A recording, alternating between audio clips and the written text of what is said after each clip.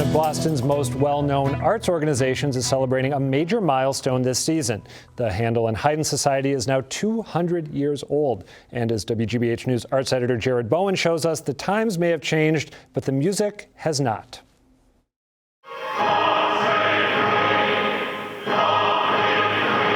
We're sort of stripping the cobwebs off the music, making it sound new, making it sound fresh and alive. Everything about the Handel and Haydn Society is vintage. The name, of course, and the music, but also the instruments. Today, as it's always been, H&H is rooted in musical tradition, says artistic director Harry Christophers. Why it was called Handel and Haydn was simply Handel was the old, Haydn was the new. The society was founded in the early 1800s by a group of Boston musicians desperate to bring the music of Europe to the culturally constricted United States. For people in Boston in 1815, these composers were the sort of powerhouses of music. Handel from the Baroque period, where, of course, you know, the famous people are Handel, Bach, and Vivaldi.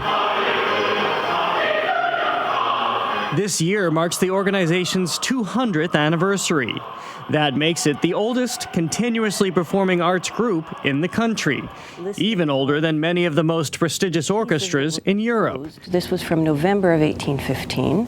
It's a history maintained by H&H's resident archivist Teresa Neff, whose materials date to the Society's first concert at King's Chapel, Christmas Day, 1815. The emphasis for that first concert was on the chorus, roughly 90 men and 10 women, and all middle class.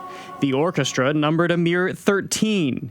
H&H's founders called for good singing voices, but conceded performers didn't actually need to be able to read music. Their first time out, the audience numbered 1,000. And how much did they make? They made $496.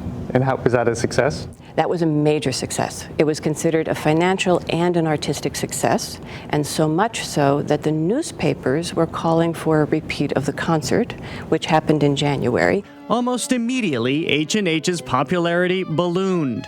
More performances, more premieres. Neff says H&H became a society in both name and in practice. The society was always the focus of their activities.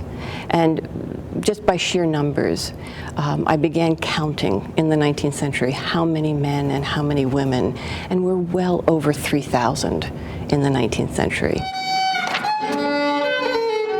Today, the orchestra sounds as it would have 200 years ago, with musicians playing on period instruments.